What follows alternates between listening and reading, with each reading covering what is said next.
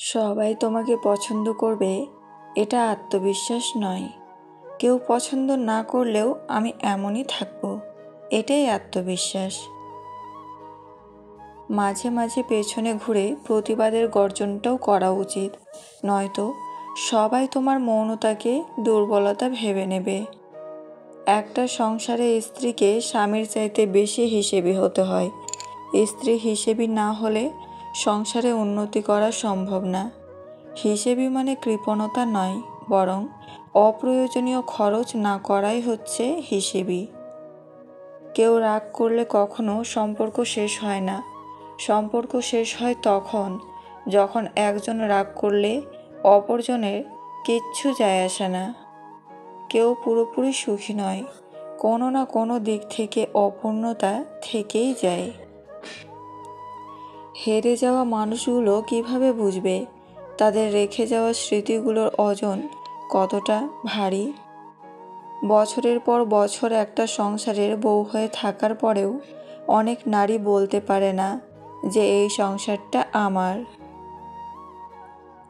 জীবনে ভালো থাকতে চাইলে এই একটি কাজ কখনোই করবেন না, কাউকে অতিরিক্ত ভালোবাসবেন না। কারণ এই ভালোবাসা সুন্দর একটা জীবনকে ধ্বংস করে দেয়। এই ভালোবাসা সুস্থ একটা মানুষকে পাগল বানিয়ে দেয়। এই ভালোবাসা হাসি খুশি থাকা একটা মানুষকে একেবারে নীরব বানিয়ে দেয়। একটা জিনিস খেয়াল করে দেখবেন, আপনি যদি কাউকে মন থেকে ভালোবেসে ফেলেন, আপনার মধ্যে কোনো রকম লজ্জা শরম থাকবে না। আপনার ভালোবাসার মানুষটিকে পাওয়ার জন্য আপনাকে যদি সবার কাছে ছোট হতেও হয়, সেটাও করতে আপনার দ্বিধাবোধ করবে না। আপনার মধ্যে কোনো রকম সংকোচবোধ কাজ করবে না।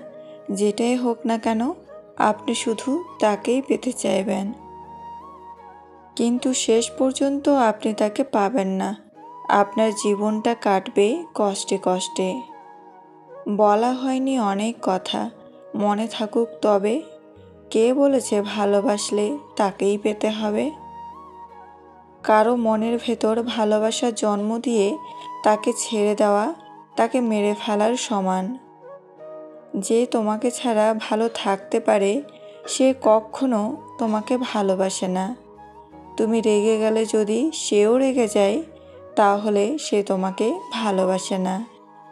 যে তুমি রেগে গেলে তোমার রাগ ভাঙায় না, বাই বলে চলে যায়, সে তোমাকে ভালোবাসে না। যে তোমার রাগ অভিমান হাসি কান্নার কারণ খুঁজে না, সে তোমাকে ভালোবাসে না। যে তুমি ভুল করছো জেনেও তোমাকে শাসন করে না, সে তোমাকে ভালোবাসে না। ভালো তো তোমাকে সেই বাসে যে তুমি রেগে গেলে সে রাখবে না এবং তোমার রাগ ভাঙাবে। ভালো তো তোমাকে সেই বাসে যে তোমার রাগ অভিমান আর হাসি কান্নার কারণ খোঁজে। ভালো তো তোমাকে সেই বাসে যে তুমি ভুল করলে তোমাকে শাসন করবে, তোমাকে বকবে আর দিন শেষে তোমাকে কাছে টেনে নেবে। না জেনে প্রিয় মানুষটাকে ভুল বোঝো না, হয়তো আড়ালে সেও কাঁদে তোমার জন্য। যে আজ আমার মাঝে হাজারটা দোষ খুঁজে পাই, সে একদিন বলেছিল যে তুমি যেমনই হও না কেন, তোমাকে সারা জীবন ভালোবাসবো। একদিন খুব আফসোস নিয়ে বলবে, একটা পাগল ছিল যে আমাকে বড্ড বেশি ভালোবাসতো।